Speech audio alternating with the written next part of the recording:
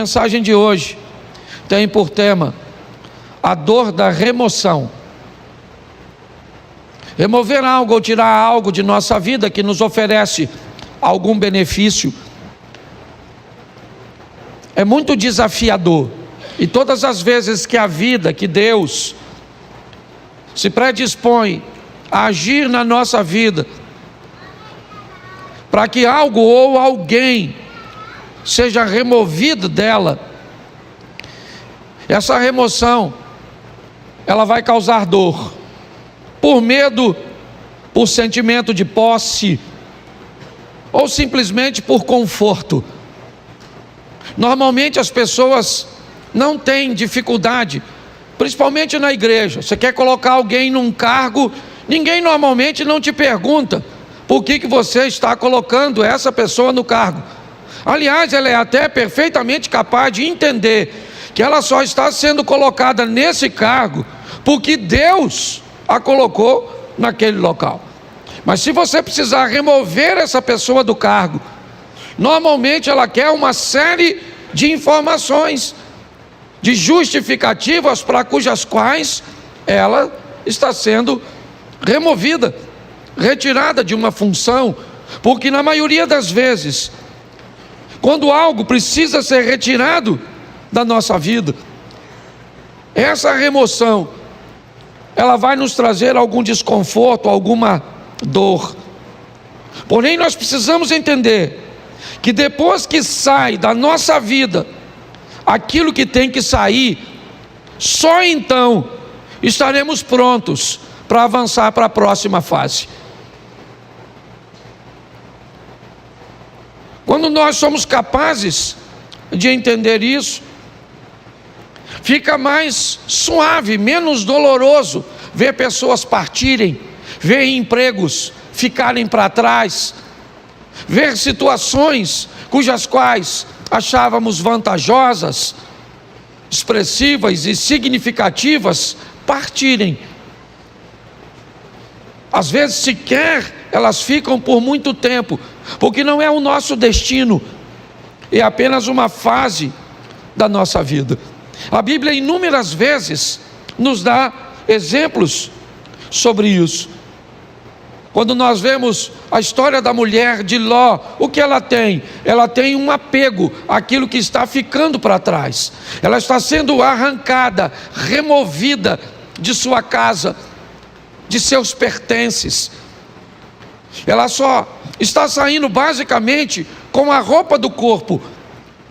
Então a dor dessa remoção, o apego àquilo que ela está deixando para trás, faz com que ela olhe para trás, mesmo diante de uma ordenança de cuja qual ela não deveria fazer isso, ela faz desobedecendo, e sabe o que acontece? Ela não tem mais futuro, ela é paralisada por aquilo. Aquela é uma situação que a paralisa. Mas pastor, muitas vezes nós precisamos retornar, precisamos dar uma olhada, sim, mas não precisa ser num looping onde você retorna onde estava. O movimento pode parecer o mesmo, nós podemos fazer isso numa espiral, onde você volta ao mesmo lugar que estava antes, somente não é na mesma altura. Volta, mas você sabe, quando um avião pequeno, ele precisa decolar num ambiente montanhoso, você sabe o motivo pelo qual o avião do grupo Mamonas Assassinas colidiu com a Serra da Cantareira? Porque ele não tinha força suficiente para decolar como um jato. Não havia nele potência o suficiente para alcançar uma altura. O piloto deveria ter decolado utilizando um sistema de espiral. Decolaria mais baixo, e então retornaria e ganharia altura para que conseguisse transpor aquele obstáculo, aquela serra. Quando a vida vai tirar algumas coisas de nós, e ela precisa tirar, e é isso que eu vou te mostrar em 3 exemplos, nós precisamos estar preparados para lidar com essa dor da perda, da separação, com a remoção, né, de algo ou de alguém que precisa ser retirado da nossa vida, porque senão nós não vamos transicionar de fase. Há quanto tempo você não muda de fase na sua vida? Há quanto tempo coisas ruins não acontecem, mas também não acontecem coisas boas? Quando você vive num dinamismo, é lógico que nem sempre coisas boas vão acontecer. A dinâmica da vida traz consigo coisas ruins, mas coisas boas também acontecem. E nós vamos vivendo e crescendo, evoluindo. Mas se nós não soubermos lidar com essa situação, nós vamos ter problemas. O primeiro texto que eu quero usar é um exemplo disso num milagre. Segundo livro dos Reis, capítulo 4, verso de número 4. Põe para mim na tela, por favor. Segundo livro dos Reis, capítulo 4, verso 4. Depois entra em casa, fecha a porta atrás de você e dos seus filhos, e derrame o azeite em todas aquelas vasilhas, e ponha à parte as que forem ficando cheias. Preste atenção na exposição desse milagre, no que a Bíblia está narrando. O milagre está acontecendo, mas todas as vezes que uma botija de azeite se enche, o que esta mulher tem que fazer é retirar essa botija, colocar uma outra no lugar e colocar essa botija para trás. Então, enquanto essa está enchendo, assim que essa enche, ela remove essa e coloca essa para que se encha. Me parece que a visão é basicamente a mesma. Aconteceu, está tudo certo, e agora o que eu faço? O que aconteceu agora é passado. Eu tenho que voltar para o ambiente onde as coisas acontecem, e não utilizar o verbo no passado. Eu tenho que entender isso. Nós não podemos ficar vivendo, né, a mesma estação o tempo inteiro. Então aconteceu, tá bom, foi bom ou foi ruim, passou, eu tenho que estar pronto para a próxima fase. Quando não lidamos muito bem com isso, nós podemos ter sérios problemas. E o primeiro é o pai da fé, Abraão. Presta atenção nesse texto aqui, coloca Gênesis 13, verso 14. Gênesis 13, 14, dá uma olhada. 14, por favor, e não 4. Isso. O Senhor diz a Abrão, depois que Ló separou dele, ou se separou dele: olha para mim. Tera tem 3 filhos: Abraão, Naor e Harã.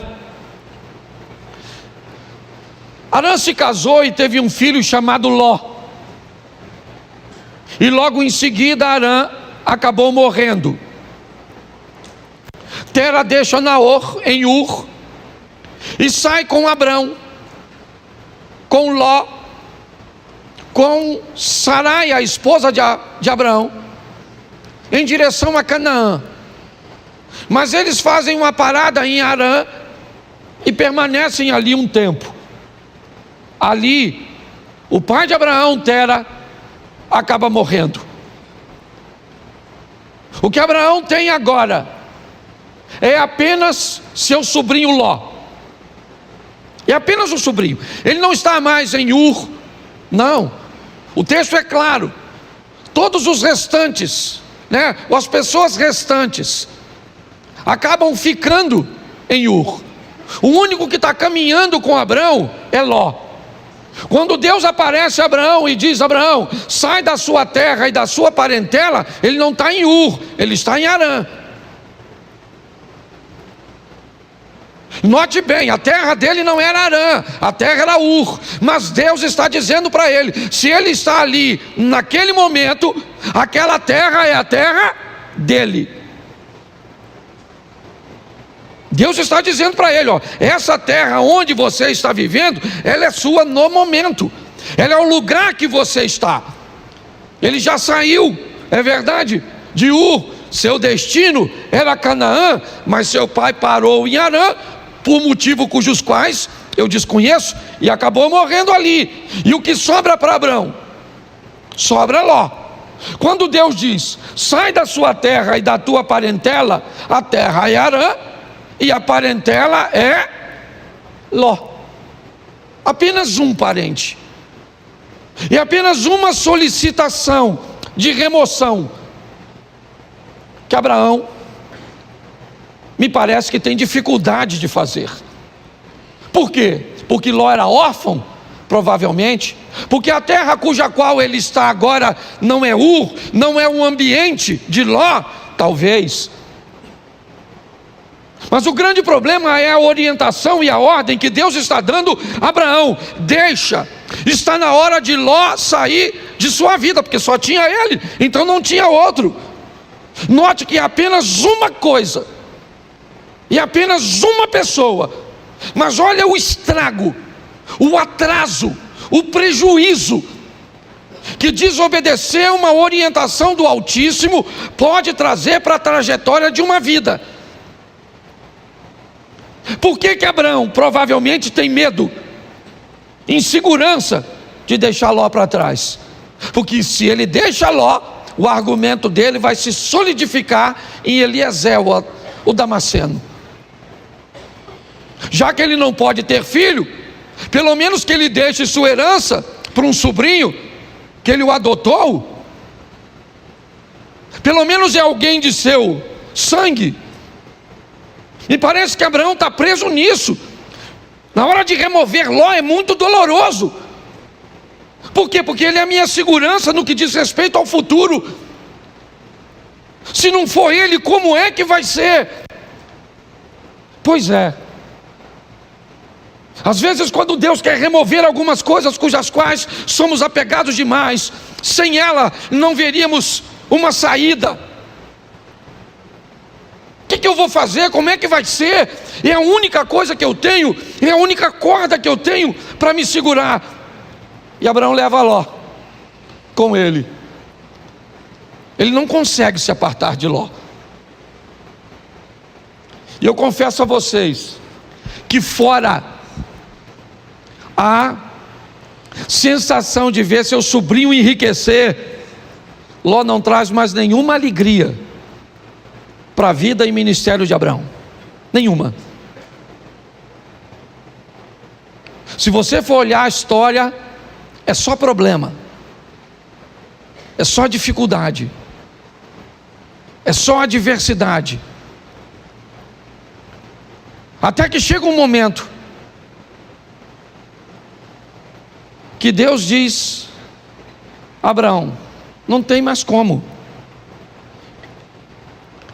E aí entra o verso, coloca o verso 13 por favor, desse texto. Ora, os homens de Sodoma eram maus e grandes pecadores contra o verso 14.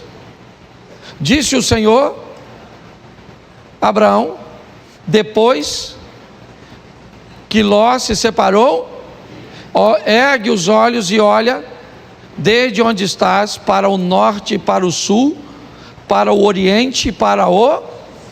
Vamos lá. Porque toda essa terra que vês, eu te a darei a ti e a tua para... Preste atenção, isso só acontece depois que Ló vai embora. Olha só, Abraão era rico, sim ou não? Sim. Foi a riqueza e a prosperidade que fez com que os poucos recursos da terra não fosse suficiente para sustentar os dois rebanhos.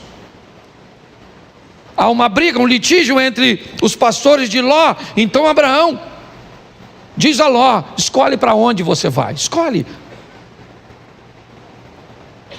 Decida para onde você quer ir. Note que Abraão não está preocupado com a direção, ele está preocupado com a companhia. Enquanto Ló caminha para Sodoma e Gomorra, lembra o verso 13? O que tinha lá? Homens que viviam em grandes pecados.